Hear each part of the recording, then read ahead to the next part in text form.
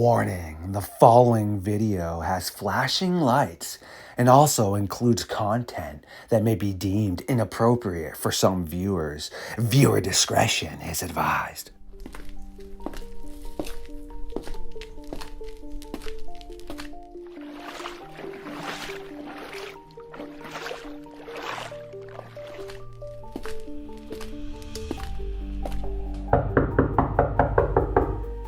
William Nighthawk, I see you have finally decided to make your way into the fox den and awaken me from my slumber for another episode of Midnight Lycanthropy. Yeah, I have been sleeping for so long and really do need to feed.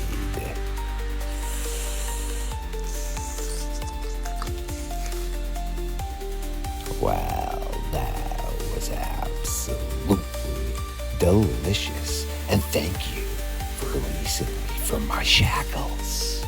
And now, without further ado, it is time for Mr. Nighthawk and myself to take a walk into the madness.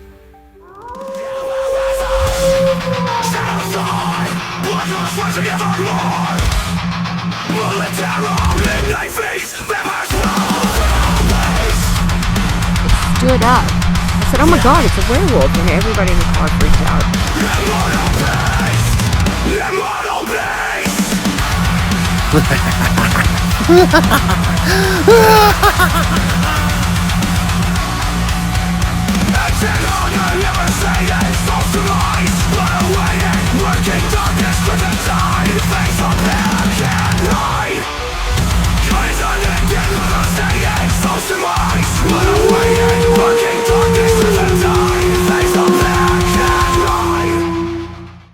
My creatures of the night, yes, you are tuning in once again to Midnight Lycanthropy, and I see you have found your way into the fox den. And guess what? Ooh, we have a legend who has decided to venture through the werewolf, Dogman, and cryptid-infested forest to set up the late night fire for us as we burn the timber into the early hours of the morning. We have William Nighthawk finally getting a chance to sit down with us. How you doing, man? I'm doing pretty good, brother. How are you doing? Excellent to link up with you. I am just doing the same thing I pretty much always do, which is find great hosts such as yourself and then edit, repeat, and just chill with my squirrel and cry myself to bed with the Bruins because I'm a big hockey guy and they stink. So, Oh, what about you, man? What else you been up to? And tell the audience who you are, what you do. who I am, that's a mystery. I am a misguided, undereducated old Native American guy that's a military vet that basically grew up with a dark witch for a parent that taught me things growing up, all kinds of dark medicine and stuff like that, shape-shifting ceremonies, spell casting ceremonies. I mean, you name it, virtually everything. And the property that I grew up on was very, very paranormal and supernaturally charged. So I literally grew up in a haunted house and on some very, very weird land. But that pretty much set my precedence for getting out of there, getting into the military after high school and all that, and venturing further into my culture and stuff by learning the real ceremonies other than the dark magic ones of my people, and became a what they call a Wachashawakan, a holy man, which is basically a medicine man for my people. And basically now I use my knowledge and my abilities to basically help out others that are having problems with supernatural entities or cryptid activity.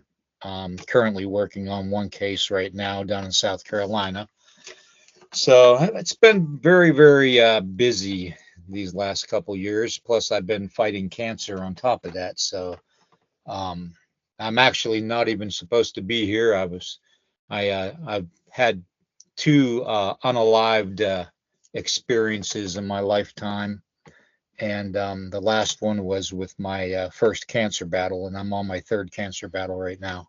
Damn, bro. Well, I don't even really have any sort of response to that you haven't heard that everybody else would say along the lines of that's awful, because it is. Glad you're still kicking around, my dude. And if I can help you out in any way, let me know. Obviously, I'm trying to get myself monetized and get my channel rolling, but I'm an artist, and if I can help you out at any point with images or logos and stuff, just fire me up. Yeah, you gotta take care of yourself first and not spread yourself out too much with other activities and such, so do what you can, man, but health comes first. And yeah, I mean, that would be a tough endeavor once, but then times two, legendary that you have, told that to pretty much go shove it somewhere else, man. So just keep rolling, dude.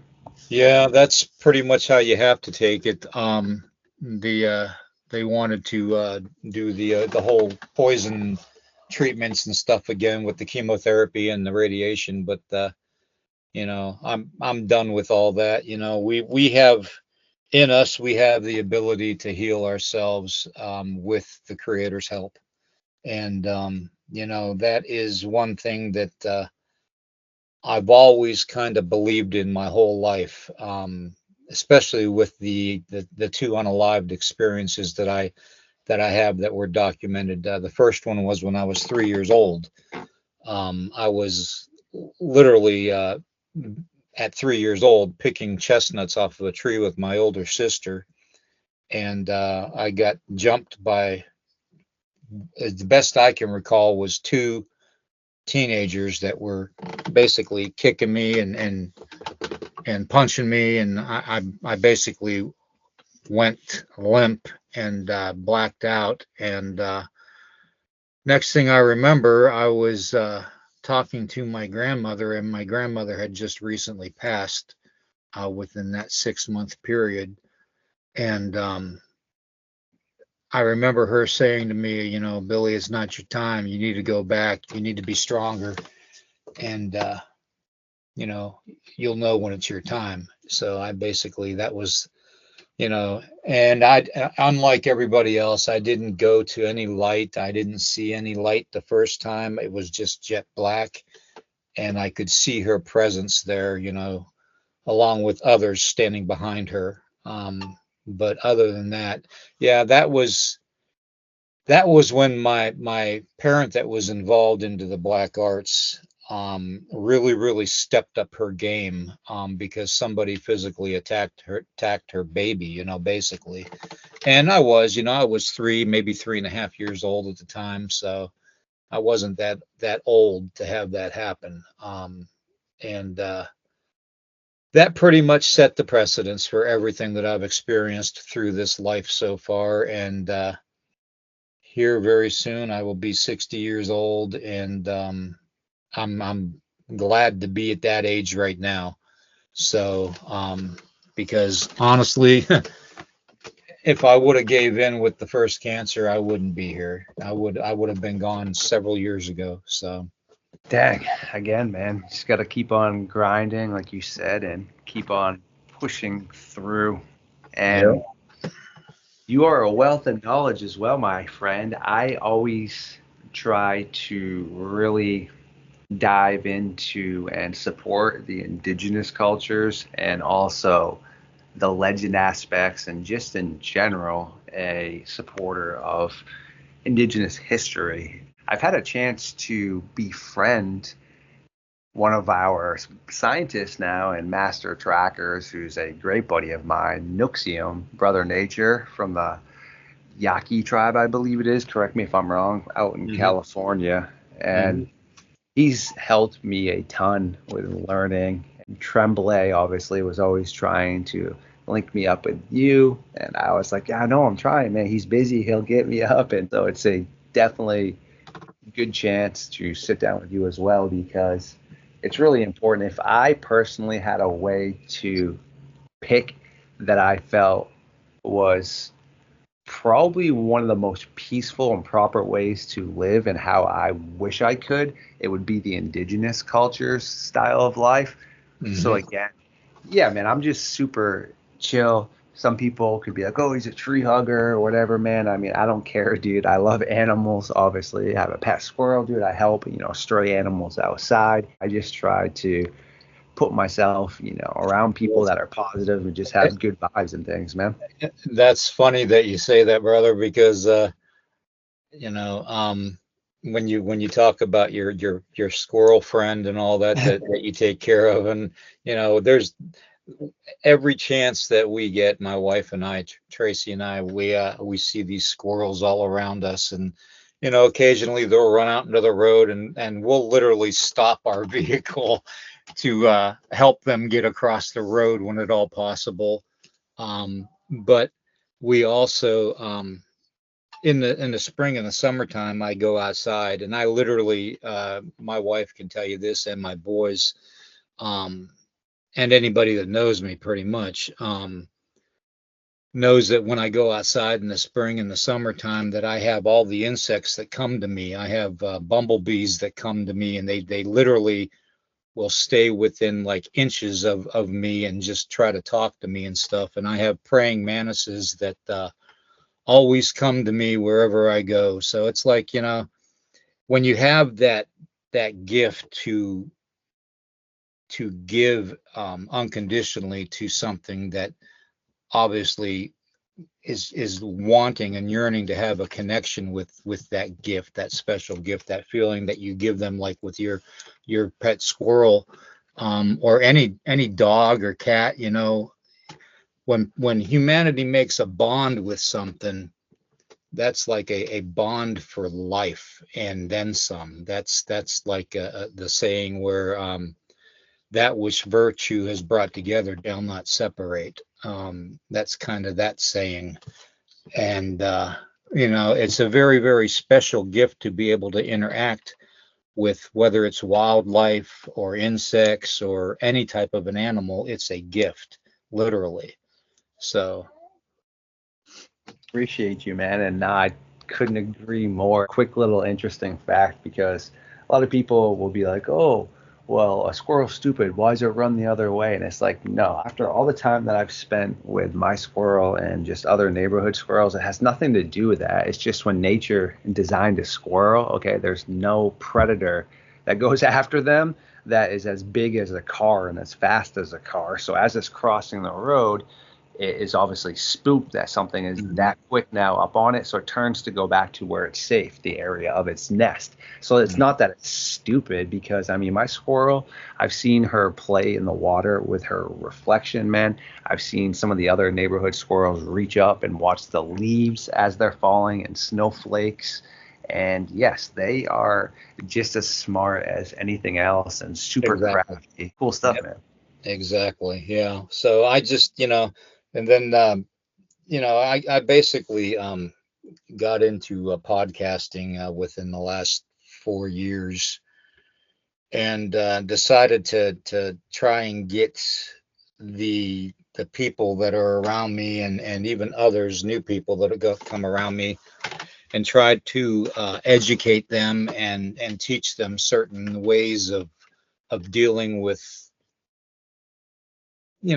stuff that they question, the weird parts of life, the supernatural phenomena and the paranormal phenomena, everything from alien abductions and UFO sightings to Bigfoot and Dogman and other cryptid sightings, to basically hauntings, demonic possessions, shadow people visits, all kinds of different stuff I've helped people with. I deal with, and I can say it because I've been it. I deal with the skinwalkers, and I have had several people come to me and say that they've, needed help with the skinwalker problem.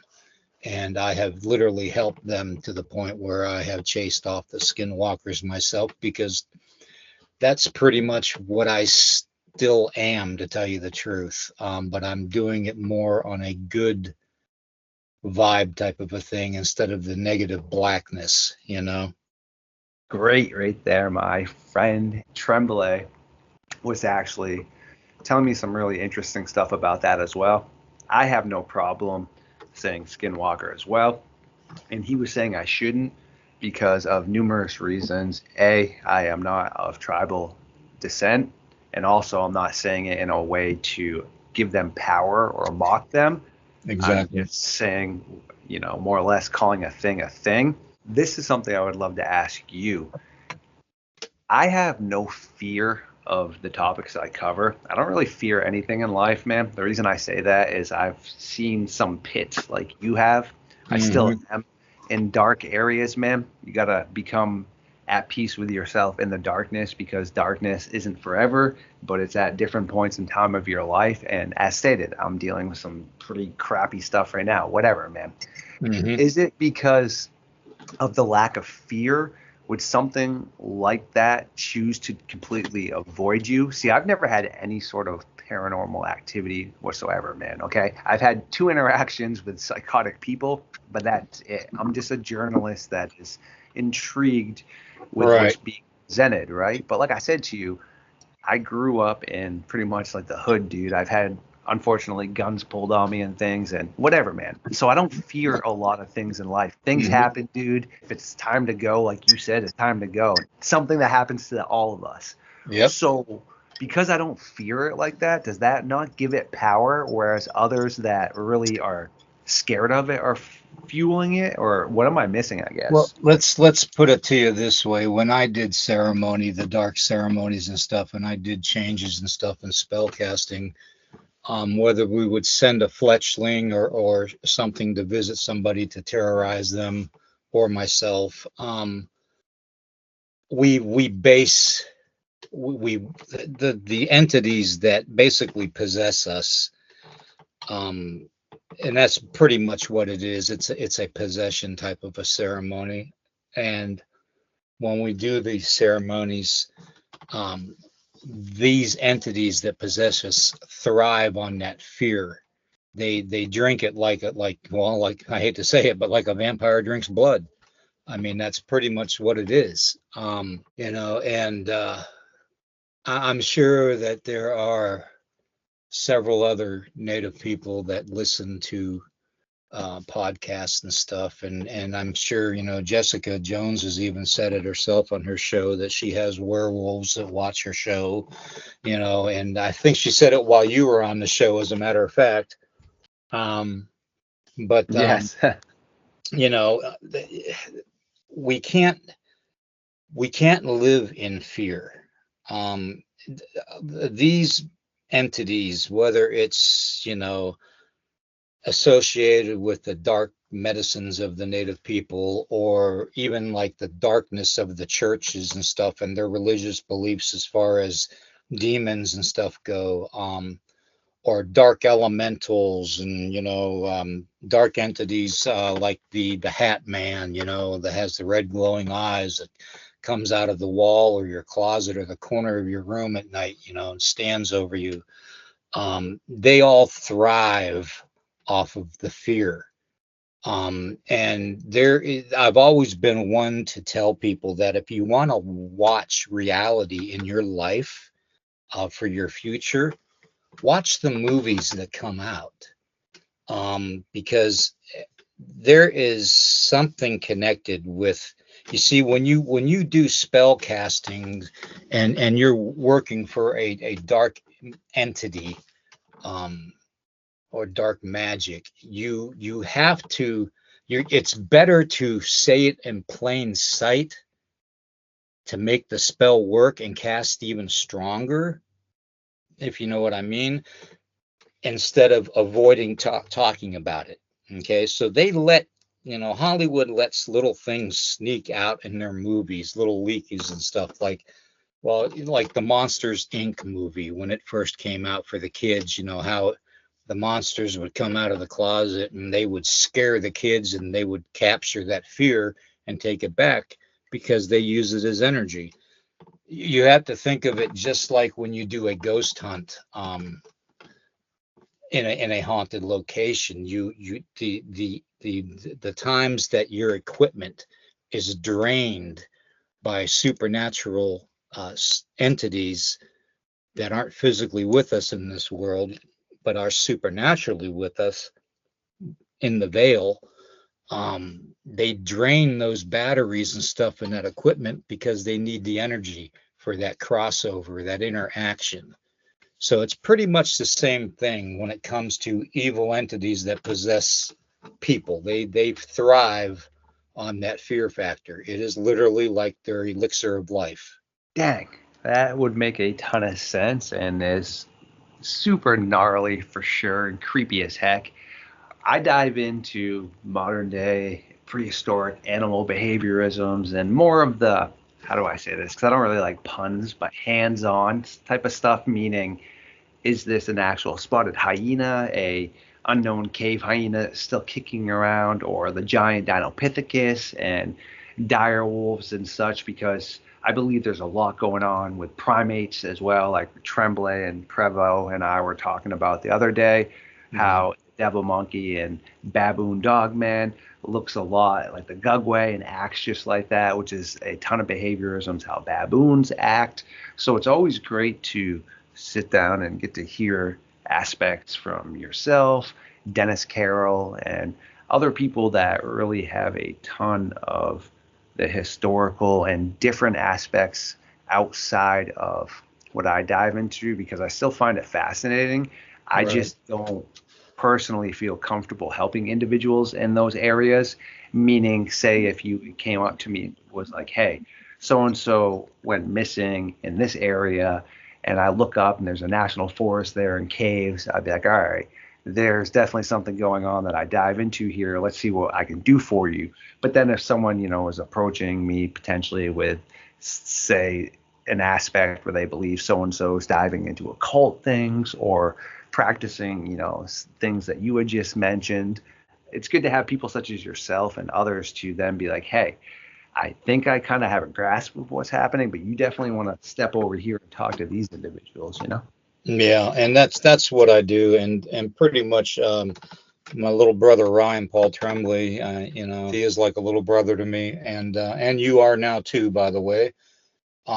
So it's one thing to understand that you have a flesh and bone that you deal with, and then on top of that, you have the supernatural aspect of a cryptid creature or some kind of a being, whether it's, like people say they see the rake, or, um, just, it could be really anything, even alien, to tell you the truth. They're seeing so many weird things. People come up missing every day. In fact, there was an Alaska, on the way to Nome, Alaska, there was a small airplane that disappeared with 10 people on it, and they haven't found the 10 people. And that was just recently, within like a 24 to 48-hour period. And the area that they fly in to Nome, Alaska, that's been a known area where people turn up missing. So you have to wonder, there are the supernatural things in this world, and there are the flesh and blood things that look to harm humanity, or to basically punish humanity for something, like we've done something wrong. And but you have to be able to discern the difference. And I think that's where people like myself, and you mentioned Dennis Carroll and Ryan, we all come into play together, because we've seen both things in the same creature. You can have a flesh and blood creature standing in front of you that has supernatural abilities. That is not uncommon, because if the human body can be possessed by an evil entity, sure enough, any type of wildlife or cryptid can be, possessed at the same time. So, and here lately we see all these battles going on, supernatural battles going on that have increased. You see videos online all the time about supernatural battles in the sky, the booms and the weird lightning, and people are seeing dragons and all this other stuff. And these are all there's a hidden war that's been going on for ages now, but it's at its apex right now. It's at a point where people like you, me, Ryan, and even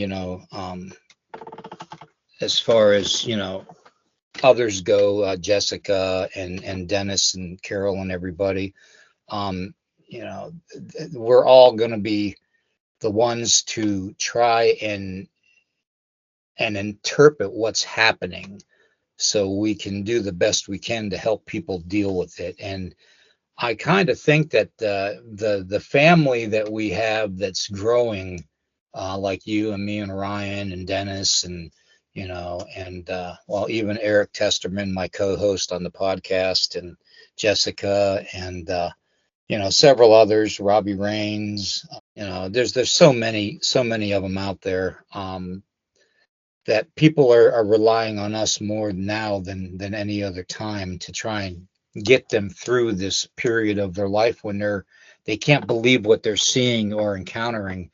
And when they go to talk about it, people call them crazy, or you're on drugs, or you're just insane. That's all there is to it. You need psychological help. There is a world out there that humanity cannot see and cannot hear. I have been in and out of that world my whole life. And to try to get the entire human race to realize that it's real is going to be literally like pulling teeth. They're not going to want to believe it because A, they're afraid, and B, they won't know how to react. So that's why we're here. So that's pretty much it in a nutshell. Yeah, you hit it right on the aspects that you really could right there. I mean, pretty much everybody that I collaborate with and all my hosts from top to bottom, I mean, it would take half of our episode to give props to them all. So that's why I just say the Midnight Society, which everybody knows who you are. They're all my hosts that come on bi-weekly, weekly, even monthly, or whenever they can, such as yourself. And those are pretty much my squad. I even have the suggestion page up, which I got to get you up there now and put you up down underneath the Midnight Society for my page suggestions, because I really try to shout everybody else back that helps me up. And I mean, I got some amazing people up there that I get to collaborate all the time with. I mean, like you had just said, I'm linking up with Jessica right after I finish up with you. I get to hang out with Steve Stockton all the time from Missing Persons Mysteries. Yeah, he's one of my guy. bi-weekly hosts. Yeah. Yes, legendary. And then Heather and Aaron from Small Town Monsters, same thing. They come and chill with me all the time. Yeah. Awesome. And it's just one of those things that you would never expect to have had those opportunities. But at the same time, it's great because now you have a really good quality group of people around you that you can bump research off of, to ask you questions, and vice versa, Mm-hmm. I always tease everybody too that when they meet me or they befriend me and stuff and become friends with me, that don't be surprised that you'll have more interaction with me if I'm on the other side and not in the flesh and blood than you would have interaction with me currently, because I'm going to be stronger on the other side, and I'll be able to interact better with people because I won't be suffering from any type of physical ailment. So but yeah, I'm one of those people that I actually look forward to going to the other side. Like I said, I've been there several times, and my whole life I've walked in both worlds, and it's just amazing when you get the opportunity to experience something like that. Just like your first cryptid sighting, whether it's Bigfoot or Dogman or Lizard Man or Goat Man, whatever, Mothman, it's that level of just that wow factor that just blows you away. And I've had that wow factor my whole life. So I know that when I leave this body, when I go to the spirit world, I'm going to be 100 times more powerful than I am here. And it's going to be another learning experience all over again. But yeah, it's, it really is something to have the connection with special people in the fields that we are in, and being able to work together is definitely the best thing, because there's so much dissension nowadays, and so much turmoil that certain individuals, they just try to cause it, and we don't need that. Humanity doesn't need that. We need to work together through our problems, and be more of a tribe. I mean, there's no other way to put it. Be more of a tribe. Be more of a family. Well stated, my guy. It's just one of those things that you just hit it on the head again. You got to link up with the quality people and just make sure that you're getting that quality information and that you're able to put it out in the areas that you really need to, and have the right people take a look at it. You know what I mean? Because again, I think too many people in life get caught up with, if somebody wants to label you an expert, there's a difference than labeling yourself an expert. All right. When you label yourself an expert, to me, I feel like that shows a sign of arrogance and a lack of wanting to learn more. Whereas when somebody else is like, hey, this person's an expert, that didn't come out of your mouth, that came out of their mouth. And still, though, any expert should always want to learn more about a topic that's presented to them. Well, one thing that I've learned through my 60 years is that there are no experts in the field. I mean, somebody can claim they're an expert. I'm definitely not an expert. Anybody that knows me knows I always say that. I even say it all the time on the podcast. I only share what I went through and the way I dealt with things, and the way I deal with things today, and what my thought process is on things and my opinion.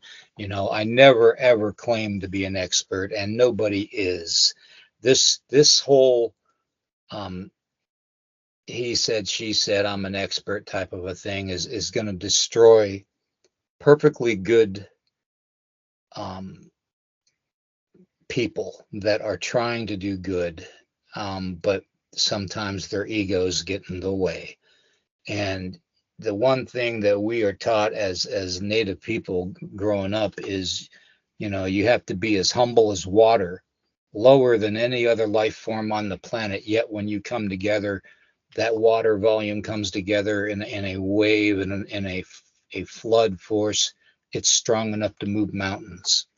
And we have to walk with reverence for everything. We have to respect everything in our walk. I mean, I'm the type of guy that when I go out, I'll pick up garbage when I see it, and my family does the same thing.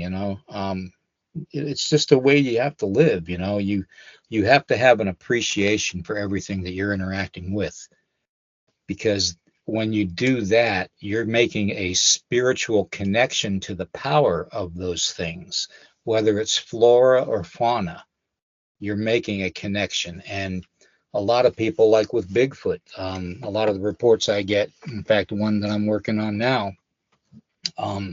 they say, well, it just vanished. It just completely vanished in front of my eyes. Or they'll find tracks that end in the middle of an open field, and I keep explaining to people that a lot of times what you may be seeing is just like when you do ghost hunting, you're seeing residual energy of something that interacted with a certain part of the environment over and over again, and it's made that imprint on the environment.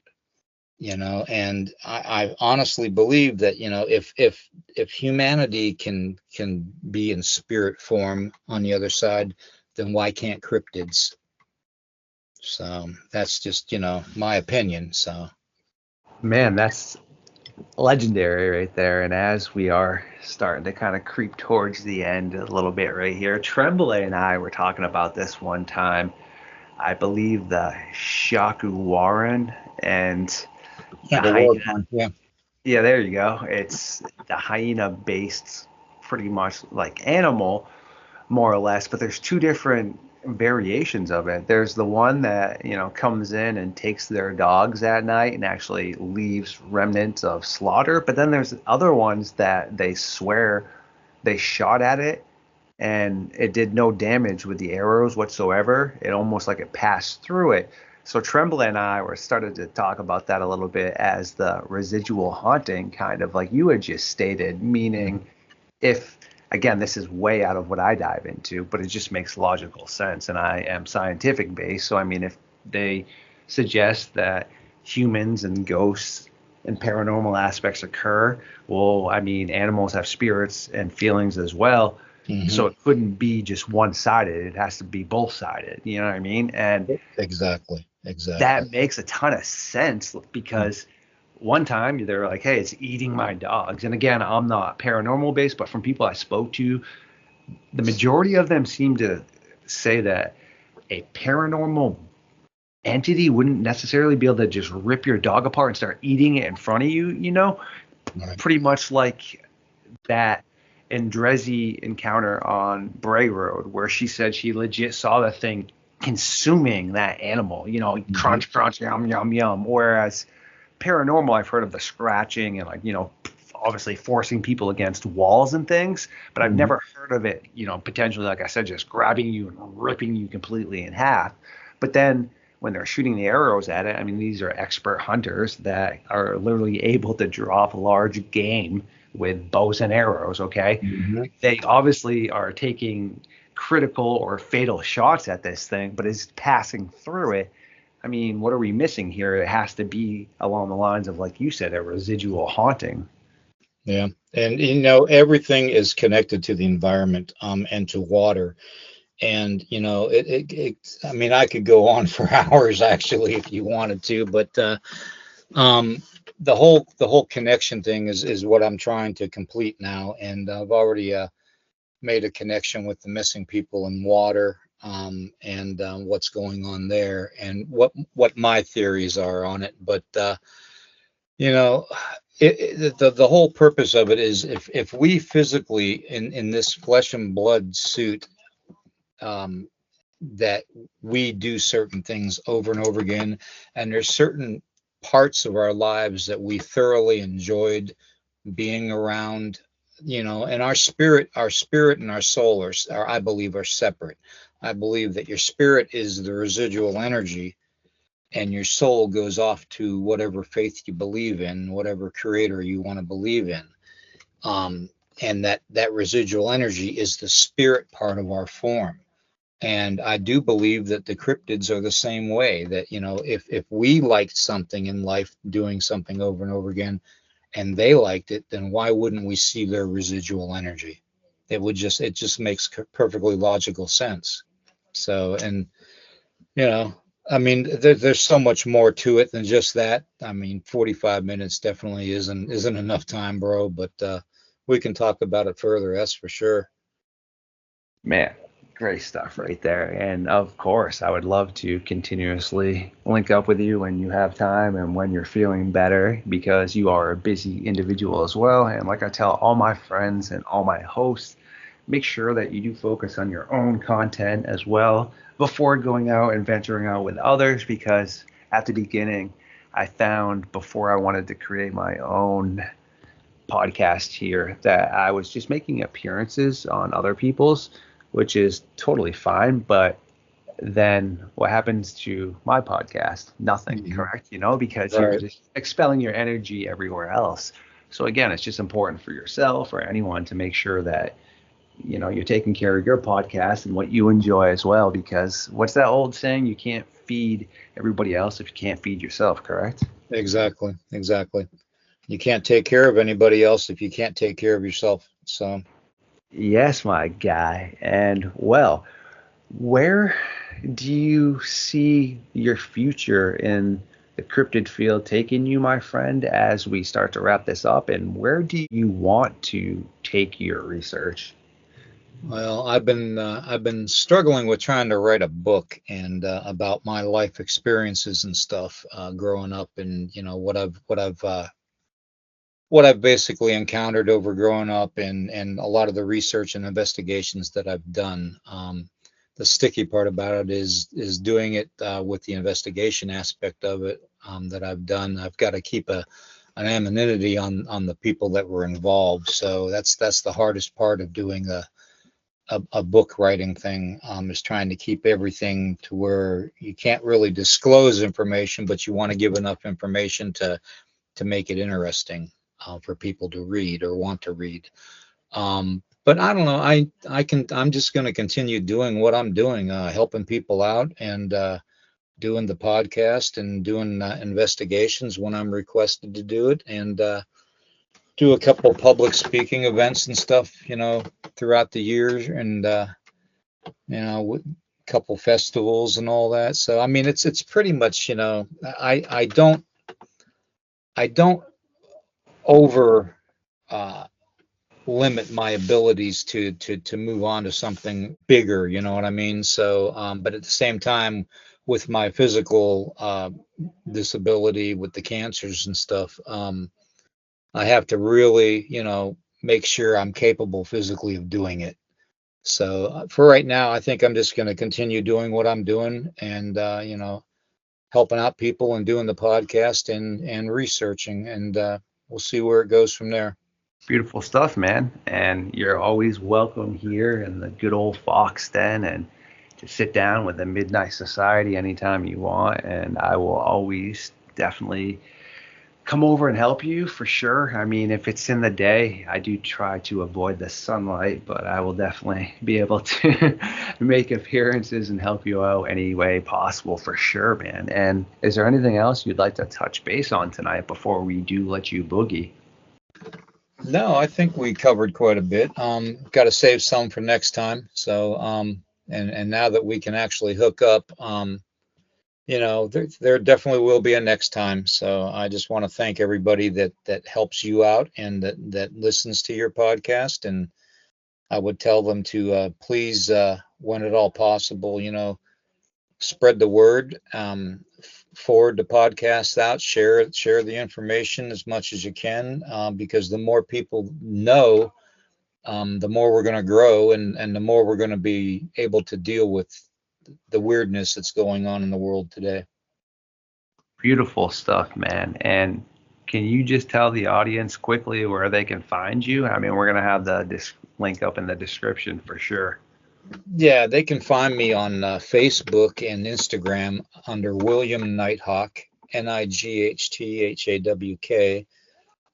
And then they could go to William Nighthawk 6630 on YouTube, and subscribe to the podcast. We do Saturday and Sunday morning coffee, paranormal shows and stuff, and supernatural shows. In fact, it'll be myself and Ryan tomorrow morning. That'll be talking about the Big W, Wendigo, and the incident that happened in Canada. And then we're going to be talking about the Nagas. So just a lot of different things, and about the Bigfoot information I'm researching right now for my friend that's having a problem in South Carolina. So, but yeah, Saturday and Sunday mornings on Nighthawk High Strangeness podcast channel on YouTube, and then Friday nights on the second and the fourth Friday night of every month, we do Into the Red Rabbit Hole, which is kind of like a conspiracy theory podcast. And then on the first and third Wednesday at midnight of every month, it'll be myself and Ryan coming on with Midnight Monsters, and that's where we talk about monsters. So boom, you heard that to the audience right there. This is where you can track down Mr. Nighthawk and his adventures, but also we will have a playlist up here that will continuously be added to. But this will be the conclusion of the meeting for the Midnight Society. In the early hours of the morning, Mr. Nighthawk has things to attend to and has monsters besides myself to hunt. But remember, yes, be good people and stay safe out there. Thanks for hanging out with us tonight, man. Really do appreciate you, bro. It's been great, and I will be back, man, if you want me.